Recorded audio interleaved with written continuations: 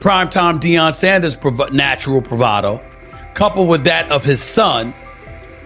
They say that the whole interview process wasn't that impressive when he showed up at the NFL scouting combine and refused to work out. That hurt him. The interview process while he was there hurt him, etc., etc. You know what, y'all? I get it. It makes perfect damn sense if he's drafted in the second round.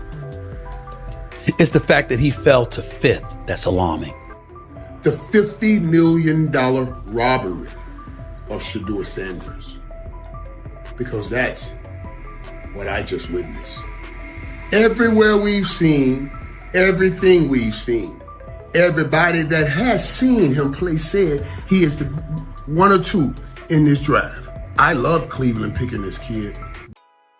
Love how Cleveland swooped in for this kid, but what if the NFL just snatched $50 million straight out of a young star's pocket right in front of everybody? And crazier, what if they did it on purpose? That's the storm shaking up sports media right now after one of the wildest draft night drops we've seen in years. Shedeur Sanders, the fearless gunslinger out of Colorado and son of NFL icon Deion Sanders, wasn't just hyped, he was stamped a first-round lock, maybe even top 10. He led the entire NCAA in completion percentage, broke records like it was nothing, and every top analyst swore up and down there was no way he'd slide past day 2. But somehow, he didn't go first round. Not second, not even third. He free fell all the way to pick 144 in the 5th round. The silence from NFL front offices hit harder than a stadium roar, and to the outside world, it made no sense at all. To insiders, it reeked of a setup. What we're looking at is a convergence of a lot of history falling into one weekend. There's a history of the NFL and their ideas about protecting the shield and what they feel like. There's histories of the Sanders, history of the quarterback, which makes this really complicated, pretty much impossible to find one specific answer about why Sanders fell. He was probably already a fringe first-round pick, so some of the mock drafts were wrong. There's probably some owners out there who wanted to humble him and Sanders, and then there's just the talent that was there. So I'm not, it's okay, I think, to say we don't know what the specific answer is. What I do know, though, and I know it's maybe a little bit of a tangent, but I feel like it's important to say. I want to say this to folks on the internet and folks who are paying attention. This is not the Colin Kaepernick situation. This is important to know. Colin Kaepernick was absolutely blackballed from the league for standing up for folks' rights. This is not what Shedeur Sanders went through. He was embarrassed for 48 hours in a draft, and he ended up going to a Browns team where he still could possibly be a starter on that team because they managed to have half of Wu-Tang Clan's worth of bad quarterbacks, and he can still work his way up to a starter. So this is not the same situation. His career can still end up being okay. Within hours, whispers turned into straight-up accusations. Was this a coordinated hit job? Did the league blacklist Shadeur as a message, not about skill, but about power? And it's only getting nastier. Word is the Sanders family is gearing up for a lawsuit against the NFL and multiple team owners, accusing them of collusion, sabotage, and running a system that punishes players bold enough to take control of their own careers. If those claims stick, we're not just talking controversy anymore. We're staring down the biggest draft scandal in modern NFL history. The craziest part? This nightmare started on what should have been Shadeur's dream night. To really see how this flipped upside down, you gotta rewind to his college run. Everything about Shedeur Sanders screamed first-round talent. The stats, the spotlight, the swagger. It was all there, with a record-breaking 74.1% completion rate. But if you're the National Football League, okay, clearly it's not about talent anymore. It's about something else. And I'm going to tell you, I spent a large amount of the last 24 hours thinking about nothing more than I was thinking about collusion. He didn't just lead the nation, he shattered school marks and became the face of the most hyped college season in years. Analysts called him a lock for the first or early second round. And yet, here we are. Some scouts even went on record saying he was a top 10 lock, and honestly, why wouldn't they? But as draft weekend rolled on, name after name got called, and Shedeur just sat there. One round gone, then another. Cameras at his private draft party slowly drifted away. The smiles faded. Champagne bottles stayed sealed. When the phone finally rang, it wasn't the bright lights of a first-round stage. It was Cleveland at pick 144, the 5th round. A quarterback once called unmissable had slipped more than 130 spots, and the league barely blinked. For casual fans, maybe it looked like a tough break or a bad team fit. But for those really watching, it smelled different. Because how in the hell does 32 teams in the National Football League pass on a quarterback that was universally recognized one of the top 3 quarterbacks in the country entering this draft, and 32 teams passed on him, not once, not twice, not 3 times, but 4 different times they passed on him? How the hell does that happen? 4 rounds. doesn't happen to a quarterback. We've never seen anything like this before. We've seen guys drop because of injuries. We've seen guys drop because of off-field issues, but we've never seen a quarterback projected to be a top 20 pick, universally recognized one of the top 3 quarterbacks in the draft, projected to be a first rounder, in all likelihood a safe bet of a late first rounder, and drop literally to the 5th round. We haven't seen anything like that. 32 teams passed on a quarterback with historic efficiency, elite numbers, and NFL bloodlines. Not once, not twice, but 4 whole rounds. People close to the Sanders camp insist this wasn't bad luck at all. It was a warning shot. Sit down, know your place, and then things went nuclear. Almost right after the draft, reports broke that the Sanders family was preparing to sue, not just franchises, but the NFL itself.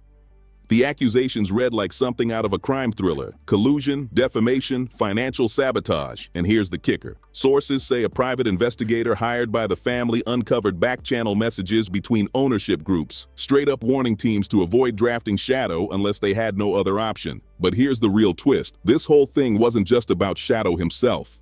Behind the scenes, leaks suggest NFL owners were fed up with Deion coach Prime Sanders and his loud, unapologetic comments about where his son would and would not play. Executives saw it as the Sanders family trying to pull an Eli Manning-style power move. And they weren't having it. Instead of firing back publicly, they played it slick, moving in silence. By the time draft weekend rolled around, Shadeur's stock wasn't just sliding, it was tanked on purpose. And just when it looked like the mess couldn't get any worse, days later, the New York Giants mysteriously leaked a chopped-up, heavily edited clip from their pre-draft sit-down with Shedeur Sanders. Out of nowhere, his reputation was under fire before he even touched an NFL field. So a lot of times when you go to these combine meetings, teams give you things to challenge you. Teams will have a player's worst plays ready for him, and they'll show him his worst plays and say, hey, why don't you explain it? And Shedeur apparently didn't take to it well. And at one point, one of the few teams that actually was interested in him said, well, what do you make of this really bad play? And Shedeur said, maybe I'm not the guy for you. That's not the answer. Another moment, what they do during the film and the combine and the meetings is teams will install mistakes intentionally planted in the install, and they want you to catch them. Shedeur didn't, and when a coach called him out, once again, it didn't sit well. It's like, bro, there's not many teams needing quarterbacks, especially since Pittsburgh appears to have a deal with Aaron Rodgers and Tennessee's getting Cam Ward. So you're down to the Giants, who were not interested at all, and Cleveland, who traded out of that 2 spot because clearly they were looking for next year's class like the Rams are. The video was short, vague, and sliced to pieces, but it painted Shadeur in the ugliest way possible. He came off annoyed, dismissive, even careless. Exactly the type of image execs wanted the public to eat up. The subtle message? See? Maybe he's not that serious after all. But the backlash hit like a tsunami. Fans and analysts shredded the clip, calling it a straight-up hit job. They demanded the full uncut interview. People pointed out the obvious: the jump cuts, the missing context, and body language that screamed frustration, not arrogance. Social media went wild, ripping the Giants apart, asking the only question that made sense: why leak a chopped-up video unless you're hiding something? That's when the story exploded into chaos. Reports surfaced that both the Browns and the Sanders legal team were locked and loaded, ready to drag this into court if the full footage ever saw daylight. Insiders close to the case even claimed the clip was deliberately cherry-picked to assassinate Shadeur's image, making him look uncoachable or entitled while burying the truth. Fans weren't buying the narrative for a second. The hashtag number released the tape, lit up Twitter, TikTok, and even sports talk radio. And the Giants, instead of defending themselves, they went stone cold silent. No comment, no explanation, nothing. What started as whispers of controversy had turned into a full-on storm. To many, this wasn't some innocent slip. It was a straight smear campaign. And here's where it got even heavier. Insiders swore the Giants weren't acting alone. The beef ran higher, way higher. But they played the cards and picked him up in the 5th round. But I surely would like to know how they knew he would still be there in the 5th round. I've been on that stage for years and years and years. I've never seen them position the cameras and position, give forewarning about who's about to be drafted. I wonder if Cleveland got a call from somebody in the NFL saying, we got to draft this kid. We just robbed this young man of $50 million. And it wasn't on his playing ability. Wow. Shame on you. When Shadeur finally went in the 5th round, Deion Sanders reportedly exploded behind closed doors. Sources close to the family claim Coach Prime told friends directly, "The NFL just blackballed my son." At first, it sounded like a father lashing out in the heat of the moment, but as more and more details spilled out, that statement stopped sounding like emotion and started sounding like prophecy. Executives had already been salty long before draft night. They hated Deion's non-stop media presence, his viral quotes, and those bold interviews where he made it clear, if a team didn't meet the Sanders standards, Shedeur wouldn't suit up. It was real, it was raw, and it was the exact opposite of what NFL owners wanted to hear. Some allegedly saw it as Shadeur and Deion trying to game the system, an Eli Manning 2.0 power move, and they wanted revenge. It went downhill fast after that. Instead of opening doors for real talks, NFL execs allegedly started whispering in the shadows, swapping quiet promises not to play ball with the Sanders camp. One insider even claimed that Deion's fiery Super Bowl week interviews were being passed around between owners like warning labels. Suddenly, this wasn't just about Shadeur's skills. It was about punishing the Sanders name itself. The league wasn't just sending a draft message, they were flexing raw power. The same way they once froze out Colin Kaepernick for daring to take a stand, some now believe Shadeur was quietly blacklisted for daring to take control of his own career, not because he kneeled, but because he had the nerve to say no. Draft weekend stopped looking like football and started feeling like payback. This is exactly what he says. I'm told the footage of Shedeur Sanders meeting with the Giants is so bad that both the Browns and the Sanders family have threatened legal action if it is.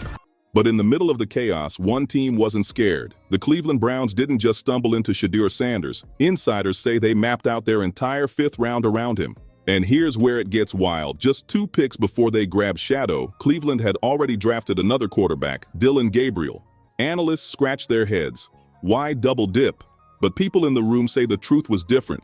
According to early reports, Browns owner Jimmy Haslam was all over the war room, personally stepping in to overrule his own coaches. Sources claim he flat out ordered the front office to grab Shadeur if he was still on the board. One insider put it bluntly, that pick didn't come from the coach, it came from the top. It didn't go well after that. So he was pissed that they did that to him. They did that to him. He counter-confronted the them. same thing they do to every other quarterback prospect. They did that to him. They slide in a mistake to see if you catch it. Right.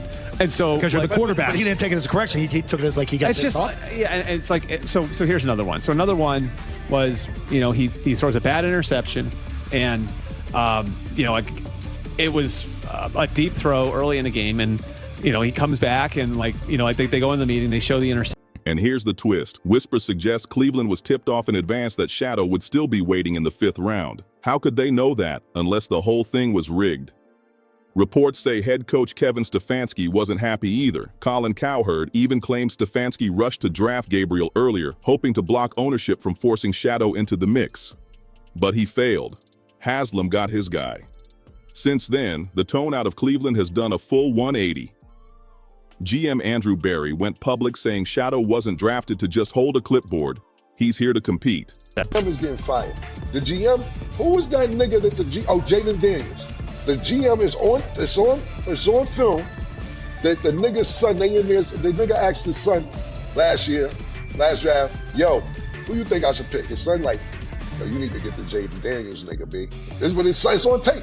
You should go Jayden Daniels. He laughing at his son. And all right, cool, get Jayden Daniels. I don't even know how that tape got out. I wouldn't have let the shit get out. Ownership, meanwhile, is allegedly pushing hard for him to start week 1. Behind the scenes, the whispers are even louder. Cleveland doesn't just see Shedeur as another QB. They see him as the future face of the franchise. While the rest of the league ran from the controversy, Cleveland doubled down.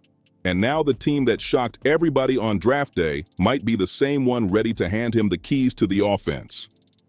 But here's the million-dollar question. Did Cleveland just pull off the steal of the decade? Or did the NFL set the whole thing up? This story could have been brushed off as a late-round miracle, but Shedeur Sanders isn't letting it slide, and neither is his family. Multiple insiders now claim a massive lawsuit is in motion, and it's not just targeting the Shield. The hit list allegedly includes team owners, front office execs, and even league officials. A case that could blow the entire draft system wide open. The charges: collusion, defamation, financial sabotage topping $50 million. Funny. New York Giants. Where these tapes at? You hear me? Because if Shedeur Sanders was so unprofessional, y'all would have leaked the tapes for the whole world to see, right? Because understand, it's a lot of he say, she say. But one thing I do know, as a young black man growing up in this world, being straightforward and not sugarcoat. And here's the kicker. Investigators working with the Sanders legal team claim they've already got receipts, private emails and text messages between team personnel. The leaks haven't dropped yet, but word is those messages show teams literally advising each other to pass on Shadeur, not because of talent, but to humble him. Even the media ain't safe in this mess. Early drafts of the Sanders lawsuit are already pointing fingers at Colin Cowherd for that on-air jab. Nobody wants a celebrity backup quarterback. From the Sanders camp, that wasn't just some random hot take. It was part of a bigger smear to brand Shadeur as a locker room problem. And if this case actually hits court, the NFL could be dragged into discovery, meaning private draft notes, internal emails, and hidden footage might all get ripped open for the world to see. For years, whispers said the league protects its own power structure behind closed doors, but this lawsuit could blow the whole thing wide open. And here's what the NFL didn't expect. If they thought humiliation would break Shedeur Sanders, they called it dead wrong. Instead of folding, he came out swinging. From his very first OTA, Shadeur looked locked in, sharp, accurate, deadly with the ball. Teammates didn't see a project QB. They saw a guy already running the show. Reporters at Browns camp said he was ice cold under pressure drills, quick with reads, and one insider flat out said, he's commanding the huddle like a 5-year vet. This ain't no rookie waiting his turn. And guess what? Colin Cowherd himself admitted ownership is quietly pushing hard to make Shadeur QB1 by week 1. The catch: veteran quarterbacks are still eating up most of the first-team reps, but insiders say tension is bubbling heavy behind the scenes. Some staff are nervous about getting overruled again, especially since head coach Kevin Stefanski never wanted Shadeur in the first place. But the tide is flipping fast. What started as a split locker room is now leaning hard in Shadeur's favor. He's showing up early, grinding late, and picking up the playbook at lightning speed. Instead of sulking in the shadow of that 5th-round scandal, he's flipping the script and clapping back the only way that matters: on the field. And the more the league tries to count him out, the bigger the chip on his shoulder gets. Whether this was sabotage or coincidence, one thing is undeniable. They didn't stop him. They lit a fire under him. What started as a humiliating free fall on draft night has now turned into something way bigger. Shedeur Sanders isn't just another rookie QB. He's moving like a revolution in cleats.